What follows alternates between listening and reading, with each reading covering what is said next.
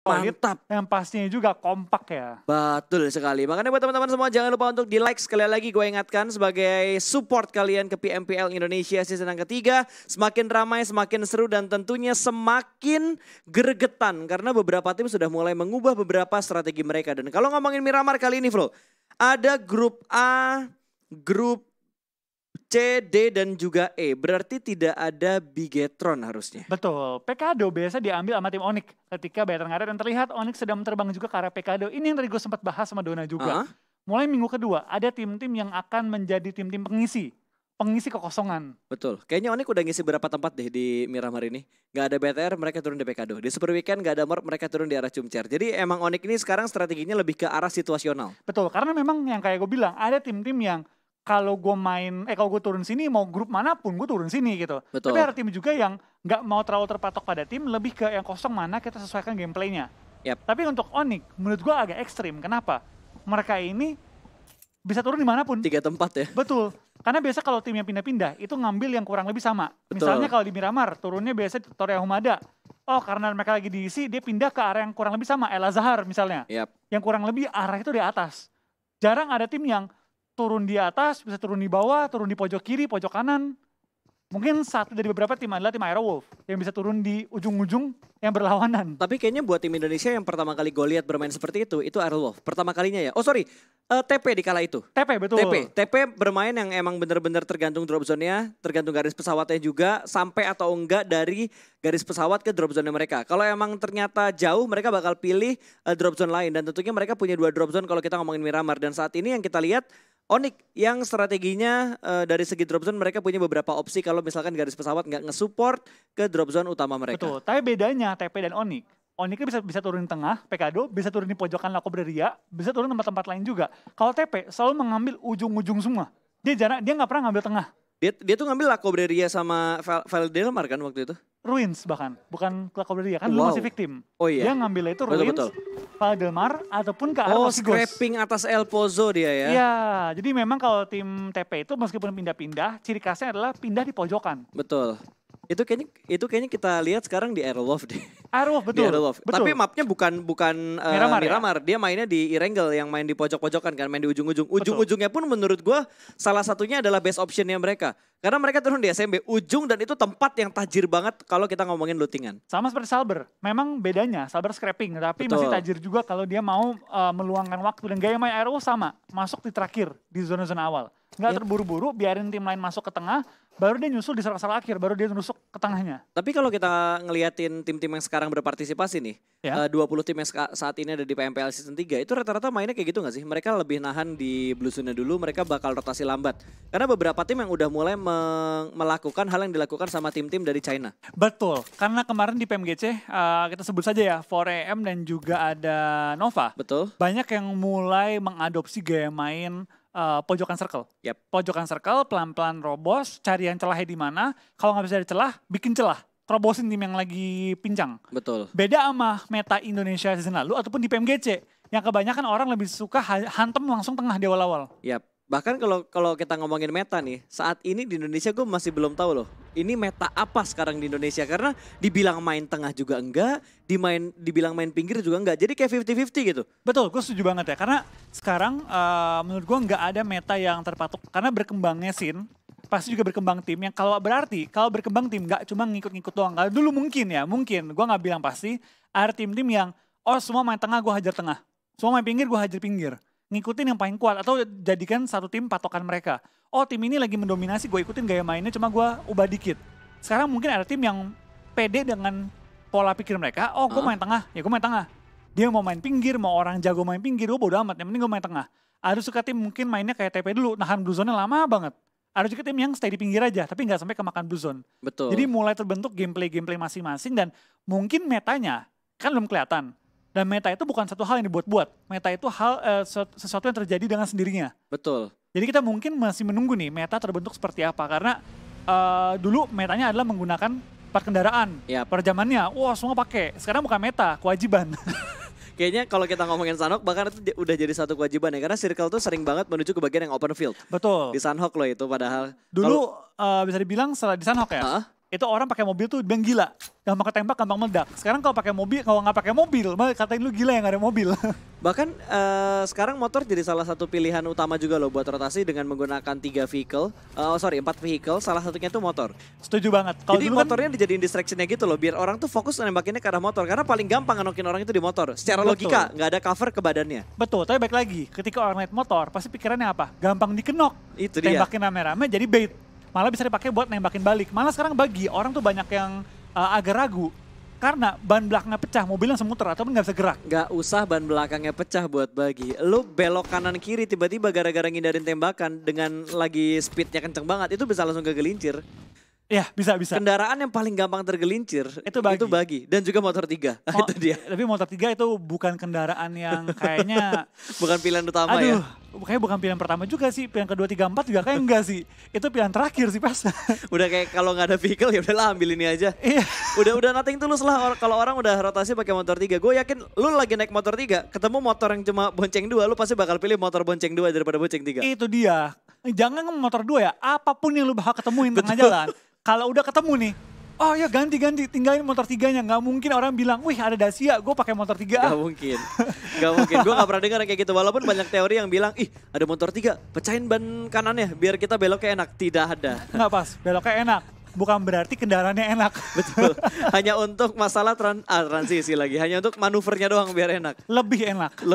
Bukan enak ya. Lebih enak. Lebih mendingan daripada bannya nggak ada yang pecah. Betul. Tapi ya baik lagi itu kan menurut gua kendaraan dengan pilihan terakhir. Sama kayak ini. Sama kayak motor bajai kalau di Sunhawk. Itu pilihan terakhir banget. Kalau udah bener-bener pasrah dan cuma bisa lurus doang di blue zone. Baru pakai itu. Karena naik bajai itu udah lambat, nggak bisa naik gunung. Naik high ground nggak bisa. Nggak bisa, berisik ke setengah mati gitu kan. Dipakai jalan juga nggak enak, belok manuvernya juga susah. Jadi bukan jadi kendaraan utama lah yang kalau misalkan pengen dipilih untuk menentukan rotasi dan menuju ke titik-titik checkpoint berikutnya. Tapi kalau kita ngomongin gamenya kembali kali ini di mana Void yang sudah mulai melihat pergerakan dari Requiem, salah satu pemain dari Alter Ego, langsung mendapatkan poin pertama bahkan first blood untuk asa ke arah Requiem. Ini gue doang atau memang Alter Ego nggak biasa lewat sini? Karena bisa Alter Ego tuh agak muter bawah kan? Malah menurut gua Alter Ego tuh biasanya mereka kan ngambil tuh kalau nggak salah atas dan juga sebelah kanan dari LL. Setelah mereka looting, mereka biasanya ambil bukit di atasnya LL. Betul, tadi dia lewat low ground kan? Betul, mereka lewatin apartemen birunya. Mungkin Requiem jadi orang terakhir dan gak nyangka tiba-tiba Void rotasi cepat untuk ngambil ke arah apartemen birunya. Betul, tapi berapa kali Void ketika circle pental ke bagian LL, masuk ngambil apartemen itu biru yang gue lihat ya. Mungkin tadi dari Requiem lupa ataupun tadi Void nahan peluru mungkin. Biarin 3 lewat, HBD mobil paling terakhir diincar sama mereka. Kan biasanya incerannya kayak gitu tuh Flo. Iya. Kalau udah ngelihat ada beberapa vehicle yang lewat, incer mobil terakhirnya aja. Kenapa mobil terakhir? Karena kalau lo incer mobil pertama, 3 mobil lainnya masih bisa nge-cover dari kompon. Betul. Masih bisa di-porting. Tapi kalau lo incer mobil terakhir, 3 mobil pertama yang udah jalan duluan, akan sangat kecil kemungkinannya untuk mereka muter balik untuk nyelamatin. Biasa kalau nggak mobil terakhir, bagi diincer. Itu dia. Karena kena bannya dikit ya, langsung berhenti mobilnya dan dia kalau ngumpet di bawah bagi, gampang ketembak dari semua sisi. Betul, karena kan covernya bagi nggak seluas vehicle lain ya. Itu dia. Nggak setinggi Tayo. Nggak setinggi Tayo, nggak seluas Tayo. Bener. Iya, Tayo. Nggak seluas Tayo dan nggak se-strong Jeep mungkin. Tapi Tayo udah paling strong sih kalau kita ngomongin di Miramar ini. Iya, bener. Kalau menurut gua, Tayo itu memang cukup lambat. Relevan ya, cukup lambat menurut gua. Tapi secara cover, secara health mobilnya, tebel banget. Itu mobil kalau late game menjadi ancaman bahaya bagi tim lain karena bisa jadi kayak cover sendiri. Lu tau gak nilai plusnya Tayo apa? Apa? Ceper. Betul. Jadi kolong mobilnya nggak bakal ada celah untuk orang nembak pakai scope tinggi, scope 6, scope 8. Kalau dipecahin. Yap, kalau dipecahin ban mobilnya itu udah bener-bener paling perfect lah kalau kita ngomongin vehicle yang di forting untuk di last last circle. Betul. Beda sama motor, itu memang bisa jadi forting, cuma sangat terbatas karena lu cuma bisa ngepron di balik motornya, nggak bisa kayak bagi jongkok. kan? Sama kayak bagi, ya betul. Bagi cuma bisa ngepron juga. Kalau lu sampai jongkok, itu badan sampai kepala kelihatan di besi-besinya. Makanya rata-rata orang tuh orang jadiin Mirado aja jarang banget buat di forting loh. Karena Mirado tuh posisinya lo harus ngepron juga. Dan Mirado ngerinya kalau di Miramar gampang nyangkut. Nah itu dia, terlalu ceper mobilnya. Terlalu ceper. Kalau dulu gue senang pakai Mirado, kenceng gue di jalanan. Tapi kalau kompetitif, mending gue pakai Jeep atau Tayo dah. Betul. Walaupun Tayo ngeselin ya, tapi pasti ada sebuah nilai plus di balik sesuatu yang mengesalkan. Sama-sama gampang nyangkut kayak Mirado, cuma minimal kalau nyangkut Artameng. Betul sekali. So, kita sudah mulai melihat beberapa tapping fire yang sudah lebih intens dibandingkan menit-menit sebelumnya. Masuk di circle yang kedua, Blue Zone kedua juga sudah mulai bergerak.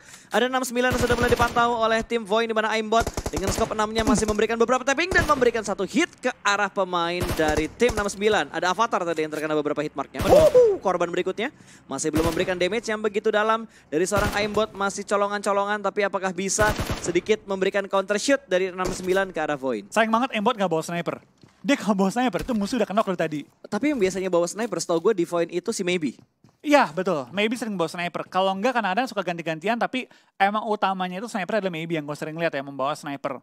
Karena kalau sekarang kita lihat meta ya, kalau kita lihat meta ataupun strategi umum digunakan adalah satu sniper. Yep. Jarang ada tim-tim lain yang pakai 2-3 sniper. Karena lebih banyak sekarang tim yang main dinamis. Oke. Knock and rush. Kalau sniper kan bener-bener ngandalin harus headshot. Kalau DMR mau mobil lewat bisa tembakin, orang lagi lari pun bisa tapping-tapping terus-terusan. Jadi Betul. lebih secara umum lebih gampang kepake ketimbang sniper yang harus headshot. Yes, itu dia. Apalagi kalau misalkan mau ngepick kan lu nggak bisa ngepick lama juga kalau lu pakai sniper, beda halnya ketika lu menggunakan DMR.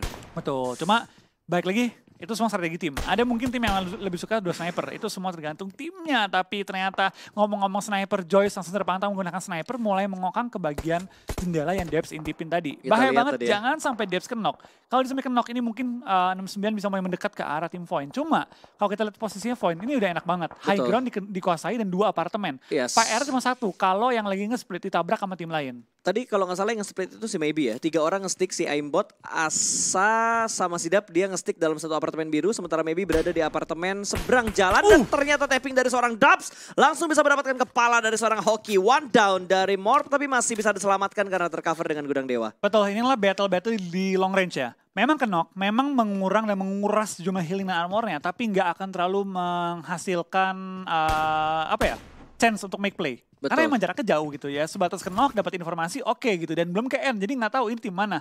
Hanya sebatas tahu angka berapa timnya, dan itu Betul. kalau hafal. Nah itu dia, hashtag kalau hafal ya. Kalau hafal. Hashtagnya kalau hafal tuh. Kalau kita ngomongin masalah tim-tim yang saat ini sedang mendapatkan beberapa kenok juga. Karena kan sekarang di lobby turnamennya lu gak bisa ngelihat lu ngenokin siapa. Kecuali lu nge-end. Lu nge-end lu baru tahu itu tim mana yang ketemu dan motong rotasi lu nantinya. Tapi kalau kita ngomongin setup dari Void saat ini. Mereka kayaknya aman-aman aja. Karena dari 69, kalaupun mereka bisa dapetin kenok ke arah Void. Itu akan sangat sulit buat nge-push ke arah apartemen birunya. Ada Betul. Maybe yang nge-split dan Tiren ketika mereka ingin langsung tabrakin mobilnya. Itu bukan Tiren yang mulus. Ada beberapa gudukan-gudukan kecilnya. Gue selalu melihat yang hal yang unik ya Pas ya. Hah? 3 tim yang turun di bagian utara, Eagle 365, RQ dan juga BFD. Semua ke bagian selatan. Menuju ke bagian selatan. Circle pindah ke utara yang kosong total. Tapi kali ini mereka malah terhimpit oleh Blue Zone dan malah harus perang dengan tim lain karena mereka meninggalkan posisi mereka.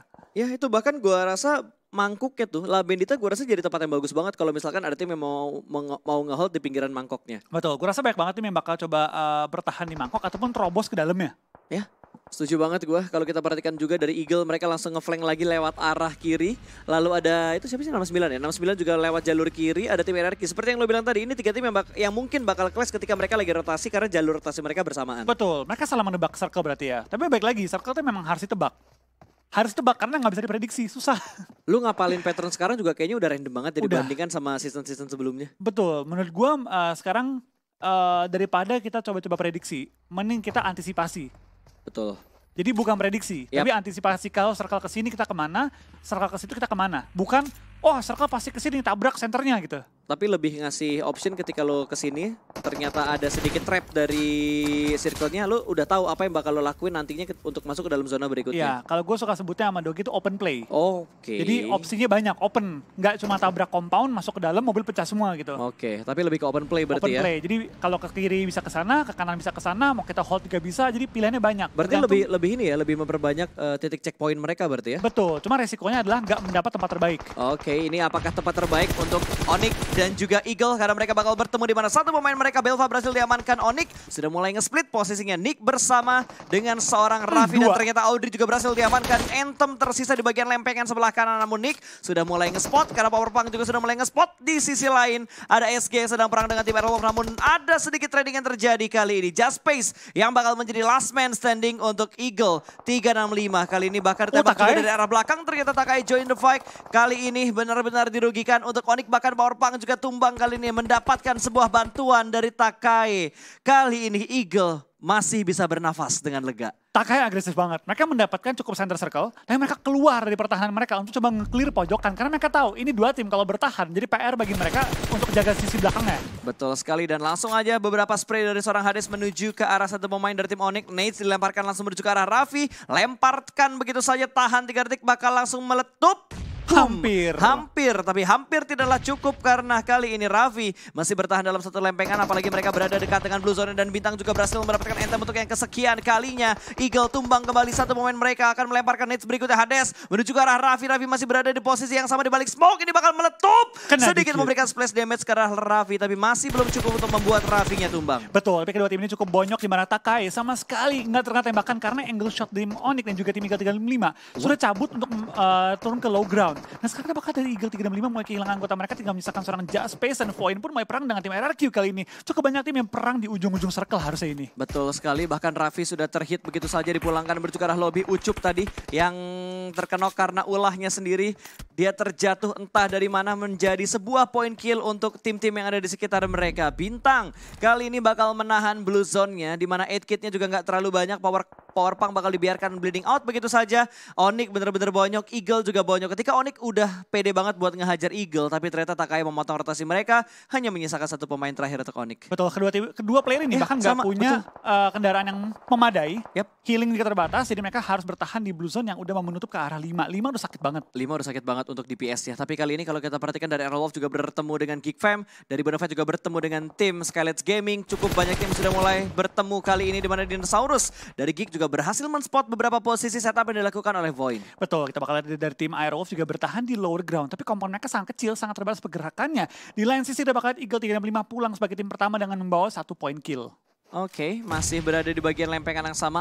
Alvirlo bakal naik ke bagian atas. Satu pemain yang kenok sudah berhasil di revive kali ini. Dubs bakal menjaga di bagian paling belakang, tapi Alvirlo dalam nades-nya sudah mulai dimasak, bakal dilempar langsung menuju ke arah smoke-nya, meletup sudah. Namun tidak ada splash damage yang diberikan Alvirlo. Kedua pemain dari tim Void masih bisa bertahan dalam satu lempengan yang sama. Alvirlo sendirian loh, sanggup untuk menahan 3 pemain dari Void. Betul, tapi tampaknya kita bakal lihat dari tim EVOS punya angle yang cukup enak juga untuk fight dengan tim Void. Dan Hans For You berhasil menembus pertahanan tim EVOS dan melewati mereka. Tapi tampaknya 69 bakal kehilangan seorang Chef pada game kali ini. Dan Debs masih dikunci oleh Dinosaurus yang mengambil high ground. Tapi Aimbot sudah mulai coba untuk membuka angle fight. Tapi Alvirlo mendapatkan clear shot ke arah seorang Asa kali ini. Dan tampaknya bakal langsung di-end juga tanpa berlama-lama. Betul, distraction yang bagus banget tadi dari Geekfam untuk menghancurkan konsentrasi. Bahkan kali ini Dubs juga berhasil diamankan, hanya menyisakan last man standing. Aimbot yang tersisa harus menghadapi 3 pemain dari tim Geekfam. Kanan kiri bakal langsung di-push begitu aja. Di-hit begitu saja, berhasil mendapatkan 1. Apakah bisa mendapatkan poin sebelum dipulangkan ke lobby Aimbot? Langsung saja menuju ke arah Mort, tapi ada tembakan dari arah belakang. Rupanya Void harus puas di posisi ke-15 dengan hanya 2 kill yang mereka bawa. Cukup berdarah ujung-ujung circle kali ini, dan nggak cuma mereka doang nge-fight, tapi EVOS juga bakal berhadapan dengan anggota terakhir dari tim Bonafide. Reves tampaknya melepaskan Hans For You yang tidak memiliki first aid sama sekali. Last man standing dari tim Bonafide bakal langsung menggunakan bagi untuk pindah posisi. Ya, setidaknya berhasil touchdown di dalam zona, walaupun udah ke spot juga sama beberapa tim yang ada di arah high ground-nya. Tapi Slayer dari SG sendirian bakal dipush sama 2 harimau yang langsung naik ke lantai 2, dibakar, ditembak, nggak bisa kemana-mana. Kembali hilang satu tim ke arah lobby, dan Takai pun sudah mulai bonyok karena melakukan fight yang begitu lama dengan 69 di pinggir blue zone. Betul, kita bakal kali ini juga dari 69 bakal cuma meng-clear tim Takai, tapi bom yang dilempar hampir menembakkan seorang Hook, tapi baik lagi hampir tidak pernah lah cukup karena Hook masih bertahan. Tapi berapa lama dia bisa bertahan karena harusnya cukup banyak tim sudah mulai berada di sekitar area-area ini. Kita bakal lihat dari tim Morph juga mulai rotasi, Geek juga mulai rotasi, banyak tim yang langsung pindah ke circle yang pindah ke bagian kiri selatan. Tapi Onyx tampaknya belum selesai di game kali ini. Mereka bisa memulangkan tim 69 dan Bintang bertahan seorang diri memulangkan anggota-anggota dari tim 69 kali ini. Betul banget, itu Bintang sabar banget, dia healing dan dia ngedapetin sebuah momen sebelum dipulangkan ke arah lobby, setidaknya membawa 1 kill tambahan ke arah Onyx. Betul, bahkan 2 kill yang dibawa. Iya, 1 kill tambahan dari Bintang setelah tadi dia menang fight juga ke arah Eagle dan juga digangguin sama Takai tadi. Betul, tampaknya Alter Ego yang memegang high ground kali ini harus pindah posisi juga setelah gunung yang mereka kuasai tidak masuk lagi ke dalam zona. Dan tinggal 3 anggota mereka, jadi cukup berbahaya mereka masuk ke late game kali ini. Tampaknya dari tim Morph, Takai, Aura, Erki, dan juga Alter Ego sudah punya posisi dalam circle. Sedangkan yang lainnya semua stuck di sisi kanan karena tadi menebak akan ke Labandita. Ternyata pental ke bagian kiri bawah. Itu DU harusnya bonyok sih. DU bentar lagi bakal ketemu sama EVOS. Ada Auro yang bakal nembak dari arah belakang. Oke, Ozora terjebak di belakang. Masih tercover dengan satu gedungan tipis. Ada victim Rocky juga yang punya angle ke arah Auro. Tapi Auro miss the moment karena ketika dia melakukan boosting, Oki keluar dari persembunyiannya. Ya, sudah bakal Ken juga dari tim Ketemuan EVOS. lagi tetap. Pelan-pelan maju ke depan. Harusnya bertemu dengan tim DU yang masih megang ujung dari circle-nya. Tapi ke victim sandwich. menjepit tim DU juga kali ini. DU tersandwich oleh dua tim sekaligus dan spray down dari Microboy menuju ke arah seorang Steve yang terkena tembak-tembakan panas dari seorang Microboy. Tepatnya dingin karena pakai glacier, tapi satu player terkena juga oleh tim victim. Bener-bener di sandwich parah oleh dua tim sekaligus. Betul. Kiri kanan high ground lagi. Betul, itu high ground victim, high groundnya EVOS plus bisa ngelemparin utilities juga ke arah tim DU. DU bener-bener bonyok banget untuk posisi mereka saat ini. Bahkan Uni nggak pengen ada di posisi yang sama bersama dengan 3 pemain DU yang lainnya. Uni langsung mengamankan posisi sekiranya nanti 3 pemainnya bonyok. Masih ada setidaknya 1 pemain dari DU yang bertahan. Betul, tapi dibilang victim aman nggak juga. Karena depan mereka sudah ada cukup banyak tim yang langsung mengambil ujung circle. Terutama bagi EVOS yang langsung menerobos pertahanan tim DU yang lagi kenok kali ini. Victim tampaknya kehilangan satu member mereka. Tapi Misery akan kenok juga oleh seorang Jaxi yang langsung menahan gempuran posisi mereka. Ini saling ngelock ya? Saling ngelock, ini saling ngelock dan saling mempincangkan sebelum masuk ke area safe zone. Betul, tapi Microboy bakal nge-push. Close combat kali ini Microboy-nya kalah. Bahkan ada satu momen yang tabrak. Ternyata Uni dilindes begitu saja kali ini. Dari DU bener-bener bonyok. Hanya menyisakan 1 pemain saja. Hands yang tersisa. Last man standing bersembunyi di balik batu. Bakal close combat dengan Auro. Dan ternyata Auro join to the fight dan berhasil menculik 1 pemain terakhir. Betul. Dari tim DU. Tapi tampaknya EVOS hanya mendapatkan 1 lower ground kecil dan bakal langsung terus dihajar oleh tim Geek Fam dan juga tim victim. Tinggal Red Face seorang diri bertahan di balik asap tanpa cover dari bagian belakangnya dia. Betul, Aerolov menjadi serigala penguasa gunung di area sini, di sekitar Los Leones kali ini. Berada di bagian puncak, sementara Geek Fam berada di bagian bawahnya, ada di middle, di antara pertarungan dan juga tim-tim yang sudah mulai melakukan setup. Tembak langsung menuju ke arah Red Face, masih bisa bertutup angle shoot dengan melakukan proning dan bersembunyi di dalam smoke. Namun dari Dinosaurus benar-benar punya kontrol yang bagus banget. Dia bisa ngelihat ke arah Takai, dia bisa ngelihat ke arah EVOS, dia bisa ngelihat ke arah victim. Cukup banyak kontrol area untuk tim ini. Betul, kita bakal lihat kali ini juga berapa tim masih saling mempincangkan juga. Tampaknya Potato bakal tertembak juga lumayan low jiggle tapi masih terkena tembakan juga oleh seorang Warung. Tinggal Renare seorang diri menjadi penguasa dari Gunung Los Leones kali ini. Kita bakal lihat kali ini cukup banyak tim langsung menghajar ujung circle, mengamankan posisi dan termasuk RQ memberikan compound kali ini. Di mana depan mereka Geek dan juga Aero masih saling membincangkan. Betul banget, ini jadi third partinya banget untuk posisi dari tim RRQ yang memotong rotasi dari Aerolov, di mana Aerolov dipaksa buat turun, tapi 2 pemain dari RRQ juga masih terjebak di bagian lower ground. Menjadi mangsa untuk sang serigala. Renalre harus melakukan healing, gua rasa timingnya tipis banget itu. Apakah kali ini Renalre bisa? Ternyata nggak bisa, dia bakal kemakan sama Bluezone dan Aerolov harus puas di posisi ke-9 hanya dengan 1 kill yang mereka bawa pulang. 8 tim tersisa dengan 20 orang yang masih bermain. Betul, kita bakal kayak ini cukup banyak tim yang masih memiliki jumlah anggota yang cukup lengkap, tapi ada juga beberapa tim yang benar-benar bonyok banget. Red Face tampaknya nggak mau pulang oleh Bluezone begitu saja. Dia berhasil menok 1 lawan tapi nggak berhasil di end. 7 tim tersisa dan termasuk kali ini tim RQ yang masih bertahan di ujung circle. Tapi Geek dalam bahaya karena mendapat tembakan-tembakan juga.